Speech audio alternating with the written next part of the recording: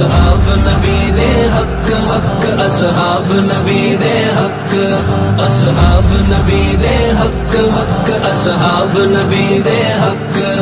بہت سارے لوگ جو ہے نا یہ مشاجرات صحابہ میں لوگوں کو پریشان کرتے ہیں۔ مشاجرات صحابہ بھائی ایک فقہی مسئلہ ہے۔ ایک آدمی ایسی جگہ پر موجود ہے جہاں اندھیرا ہے، جہاں کیا ہے، اس کو اپنا ہاتھ بھی نظر نہیں آ رہا،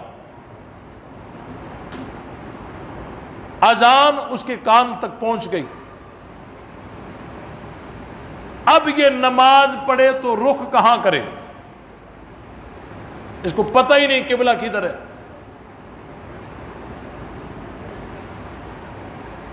علماء تشریف فرمائیں کیا کرے گی، کیا کرے گا، تحری کرے گا، تحری کر کے جس سمت میں یہ غالب گمان کر کے کھڑا ہو جائے، اگرچہ وہ مشرق ہو، نماز ہوگی یا نہیں ہوگی، ہو گئی نا۔ اگر 10 آدمی یوں جا رہے ہیں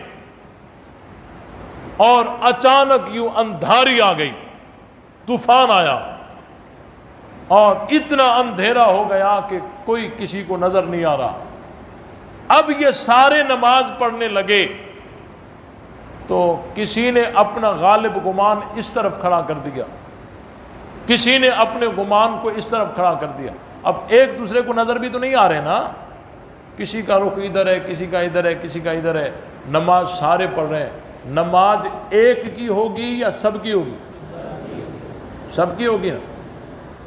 تو صحابہ اکرام رضوان اللہ تعالی علیہم اجمعین، ان کی جو آپس میں لڑائیاں ہوئی ہیں، یہ وہ جماعت ہے کہ قدم قدم پر وہی آ کر ان کی اصلاح کرتی تھی، یوں کرو اور یوں نہ کرو، ادھر جاؤ اور ادھر نہ جاؤ، ایسے ہوتا تھا۔ اچانک حضور علیہ السلام کا سایہ ہٹ گیا، وحی کی رہنمائی بند ہو گئی، یہودیوں نے سر اٹھایا، اتنے فتنے برپا کیے کہ خلیفہ راشد حضرت عثمان کو شہید کر دیا، فتنے اٹھ کھڑے ہو گئے، حضرت علی مسند خلافت پر آ گئے، حضرت امیر معاویہ رضی اللہ تعالیٰ عنہ وہ طالبین قصاص میں آ گئے، حضرت عائشہ، حضرت طلحہ، حضرت زبیر وہ بھی قصاص مانگنے والوں میں ہو گئے۔ اب صحابہ کے 3 طبقے ہو گئے، صحابہ کے 3 حصے ہو گئے۔ بعضوں نے ایک سمت لے لی حضرت علی والی کہ بھائی خلیفہ راشد تو یہی ہیں، ان کے ساتھ رہنا ہی صحیح ہے، اپنا غالب گمان وہیں کھڑا کر دیا اور علی کے ساتھ کھڑے ہو گئے۔ اور بعضوں نے اپنا گمان حضرت امیر معاویہ کی طرف پلٹ دیا کہ حضرت عثمان تو وہ ہیں جن کے قصاص کے لیے نبوت میدان میں آئی تھی، پھر اللہ نے رضا کا اعلان قرآن میں کیا تھا، یاد ہے؟